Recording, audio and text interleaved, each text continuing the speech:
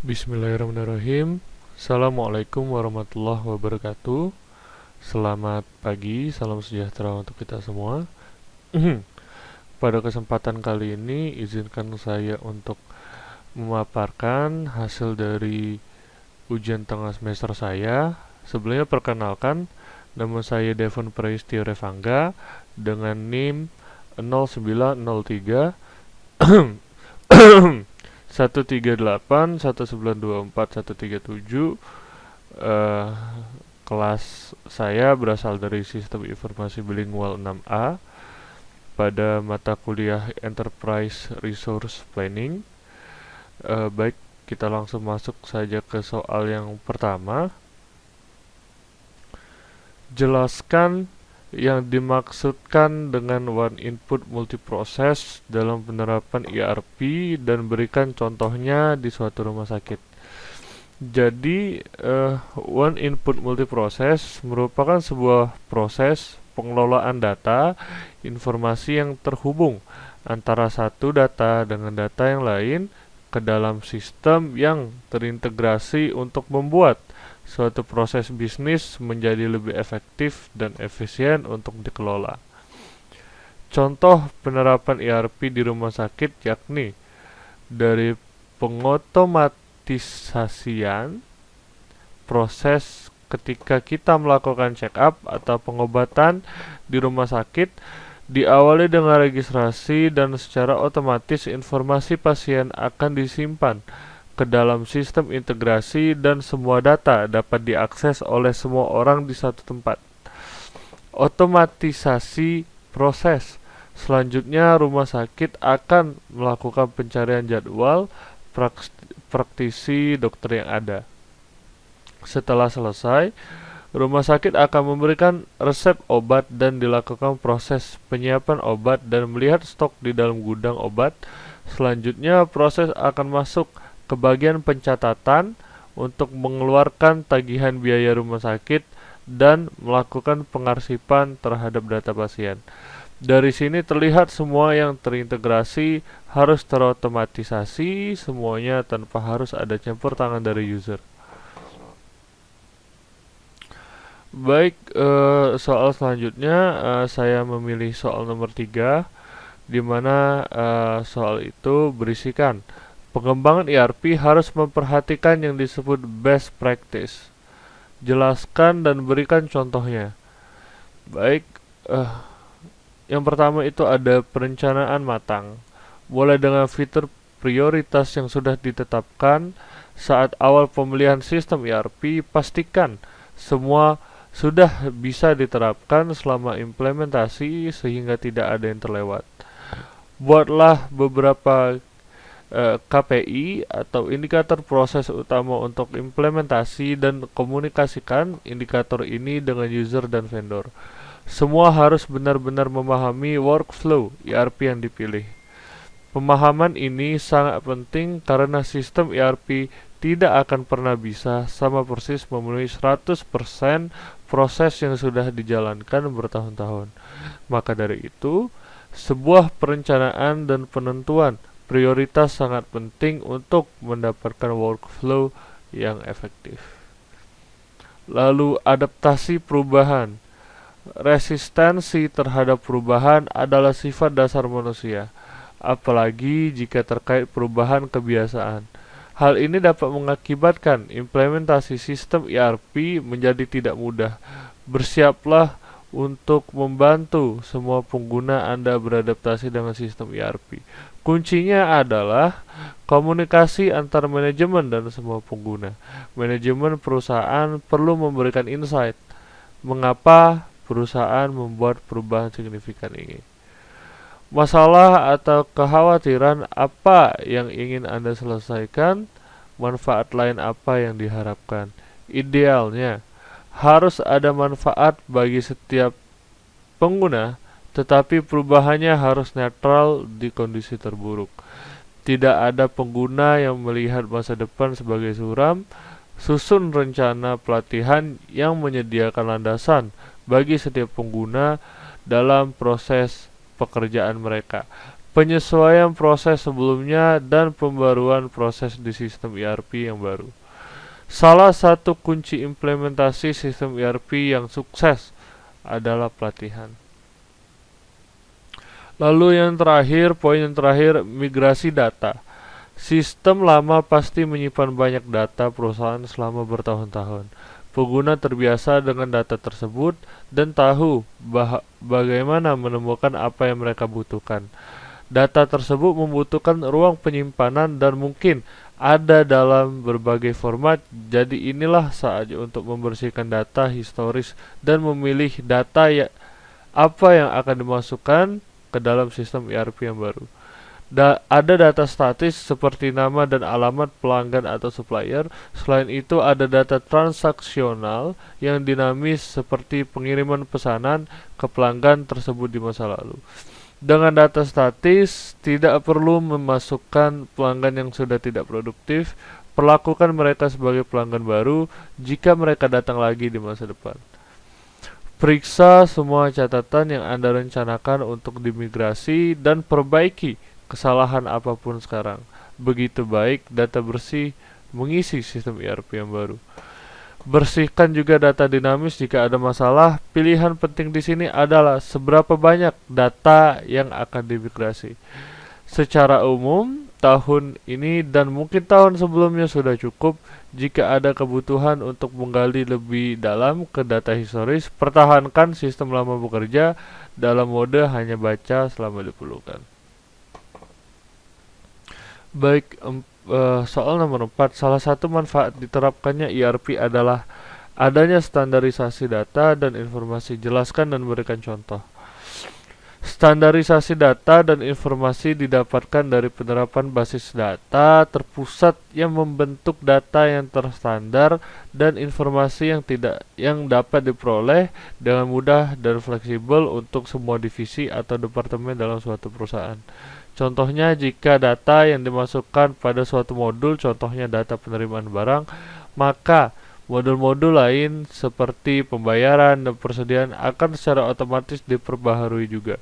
Pembaharuan ini terjadi secara real time atau tepat pada waktu terjadi transaksi. Baik, kita masuk ke soal nomor 10, di mana ada dua pertanyaan. Yang pertama, untuk masing-masing bahan baku A, B, dan C, tentukan nilai-nilai sebagai berikut. Netting, loading, offsetting, explosion. Lalu yang kedua, jelaskan kesimpulan dari hasil perhitungan di atas. Baik, berikut dapat kita ketahui bahwa untuk memproduksi barang A diperlukan bahan baku B, C, dan D, di mana kondisi, keperluan, dan karakteristik setiap bahan baku tersebut adalah sebagai berikut.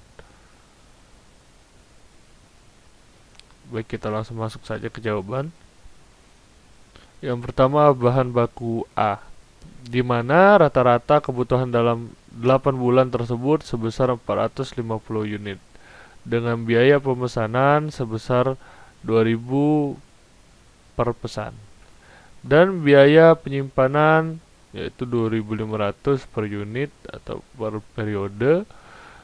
Lalu penentuan loading bahan baku A menggunakan metode EOQ dengan lead time 1 bulan. Baik, dengan persediaan di tangan yaitu 20 pada periode pertama, itu kebutuhan kotor 20, persediaan di tangan 0, dan offsetting 15. Lalu periode kedua dengan kebutuhan kotor 15, lalu persediaan di tangan 0, kebutuhan bersih 15, dan offsetting 20. Lalu periode 3, kebutuhan kotornya 20, persediaan di tangan 0, kebutuhan bersih 20, offsetting 15. Lalu periode 4, kebutuhan kotor 15, persediaan di tangan 0, kebutuhan bersih 15, lalu dengan offsetting 28. Lalu kebutuhan kotor pada bulan atau pada periode kelima itu 28, persediaan di tangan 0, lalu kebutuhan bersih 28 dengan offsetting 0. Lalu kebutuhan kotor di periode 6, 15, jadwal penerimaan persediaan 20 dengan persediaan di tangan 5, lalu dengan offsetting 15. Lalu periode ketujuh dengan kebutuhan kotor 20, persediaan di tangan 0, kebutuhan bersih 15, dan offsetting 23. Lalu kebutuhan kotor pada periode 8 itu 23, persediaan di tanggal 0, kebutuhan bersih 23. Baik, jumlah netting kita jumlahkan 15 ditambah 20 ditambah 15 ditambah 28 ditambah 15 ditambah 23, dimana itu kita jumlahkan offsettingnya. Maaf, maksud saya kebutuhan bersihnya kita jumlahkan, maka hasilnya adalah 116.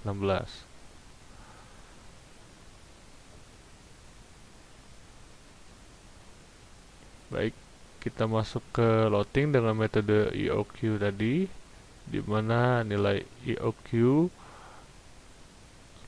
hasilnya adalah 14, dimana dengan rumus sebagai berikut.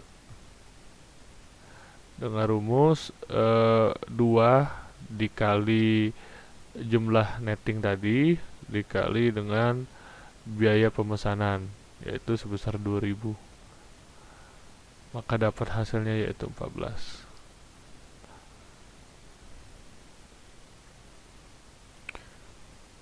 Dapat kita lihat di sini bahwasanya periode pertama dengan kebutuhan bersih 15 dengan ukuran lot 14 dikali 2, maka persediaan itu 13. Lalu pada periode 2 dengan kebutuhan bersih 20 dengan ukuran lot 14, maka persediaan 7. Lalu periode 3 dengan kebutuhan bersih 15 dengan ukuran lot 14 dengan persediaan 6. Lalu periode 4 dengan kebutuhan bersih 28 dengan ukuran lot 14 kali 2 dan persediaan 6. Lalu 5 kosong. Lalu pada periode 6 kebutuhan bersih 15 dengan ukuran lot 14 dengan persediaan 5.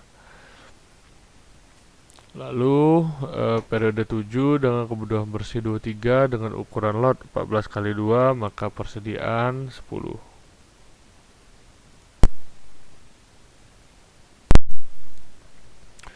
Baik, kita masuk ke bahan baku B, 2B. Pencarian nilai loading bahan baku B menggunakan fixed order quantity atau FOQ untuk menentukan lot dengan nilai intuisi 28 dengan lead time 1 bulan. Offsetting dari bahan baku A dijadikan kebutuhan kotor pada bahan baku B atau dikali 2. Baik, kita lihat di sini bahwasanya kebutuhan kotor pada kita lihat periode persediaan di tangan periode tahun sebelumnya, di mana pada bulan 12 itu di tangan 18 dengan offsetting 12. Lalu dengan kebutuhan kotor pada periode 1 atau periode pertama itu 30 dengan persediaan di tangan 0, kebutuhan bersih 12 dan offsetting 30. Lalu selanjutnya periode kedua dengan kebutuhan kotor 40 dengan jadwal penerimaan persediaan 10, persediaan di tangan 10, kebutuhan bersih 30 dan offsetting 30. Lalu periode ketiga dengan kebutuhan kotor 30 dengan persediaan di tangan 0, kebutuhan bersih 30 dan offsetting 56. Lalu periode keempat dengan kebutuhan kotor 56 dengan persediaan di tangan 0 dan kebutuhan bersih 56. Dengan periode kelima itu dengan offsetting 10 dan periode ke-6 kebutuhan kotor 30, jadwal penerimaan persediaan 20, persediaan di tangan 0, kebutuhan bersih 10 dan offsetting 46. Lalu periode ke-7 dengan kebutuhan kotor 46, persediaan di tangan 0 dan kebutuhan bersih 46. Jumlah netting 12 ditambah 30 ditambah 56 ditambah 10 ditambah 46 dengan jumlah netting hasilnya 184.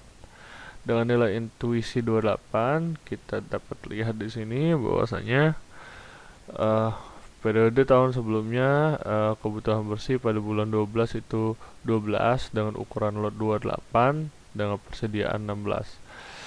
Pada periode pertama itu kebutuhan bersih 30, ukuran lot 28 dan persediaan 14. Dengan periode kedua itu kebutuhan bersih 30, ukuran lot 28 dan persediaan 13. Lalu periode ketiga dengan kebutuhan bersih 56 dengan ukuran lot 28 dikali 2 dan persediaan 13. Lalu untuk periode 4 itu persediaan 13.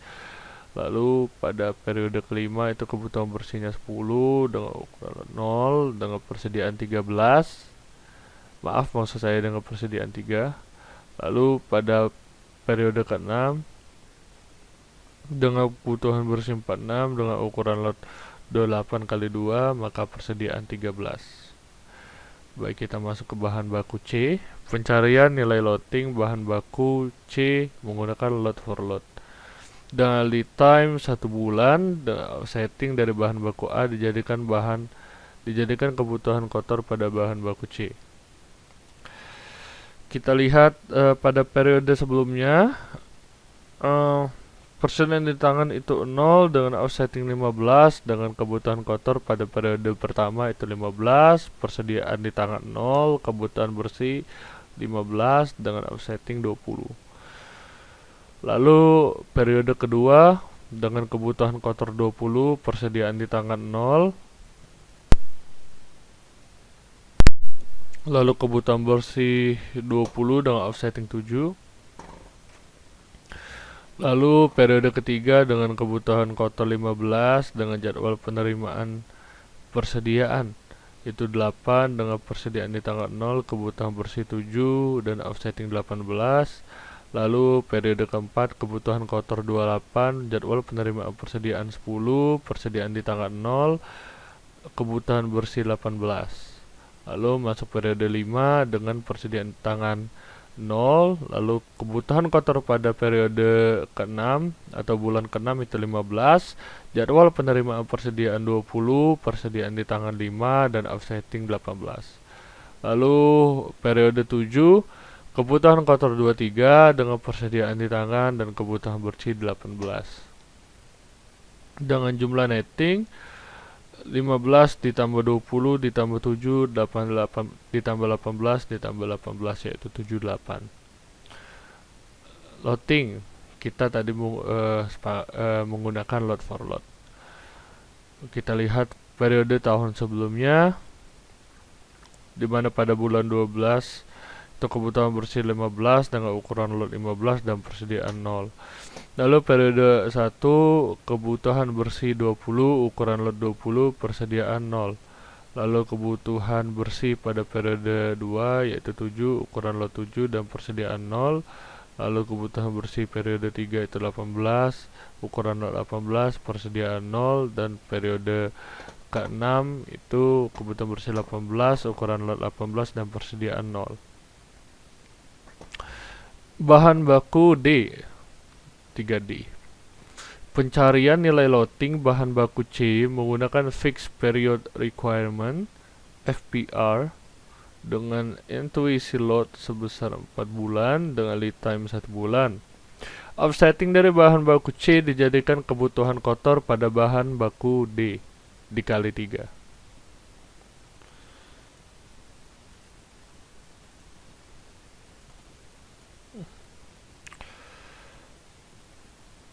Periode tahun sebelumnya atau bulan 12 kebutuhan kotor itu 45 dengan persediaan di tangan 28, lalu kebutuhan kotor pada periode 1 itu 60 kebutuhan kotornya, lalu persediaan di tangan itu 0.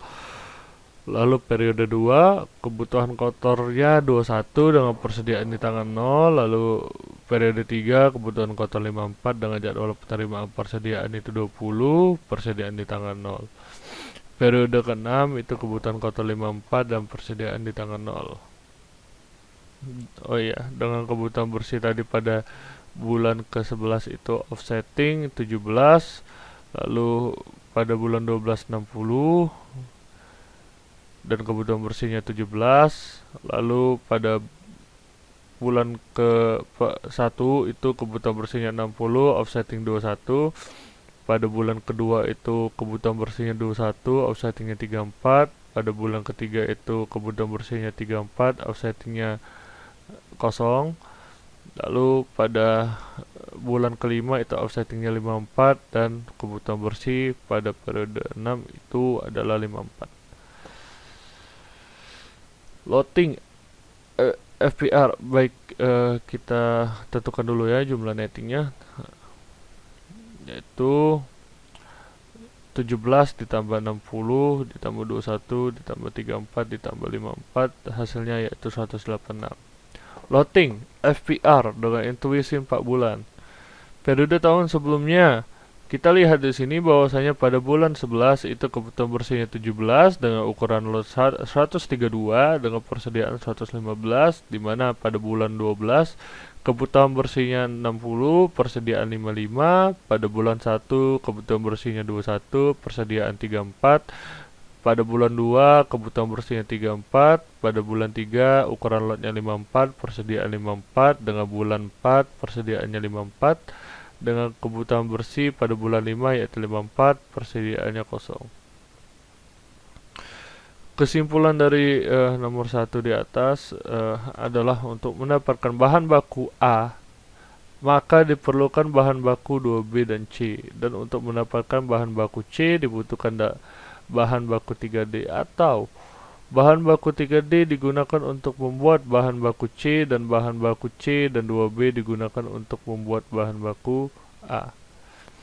Kesimpulan dari bahan baku D sudah harus dipesan atau offsetting pada bulan 11, 12 di periode sebelumnya dan bulan ke-1, 25 pada periode berjalan untuk memenuhi kebutuhan pada bulan ke-12 periode sebelumnya dan bulan ke-1, 2, 3, 6 di periode berjalan. Dan metode loading yang digunakan adalah FPR dengan lead 4 bulan, di mana loading dilakukan setiap 4 bulan sesuai dengan kebutuhan bersih yang diperlukan.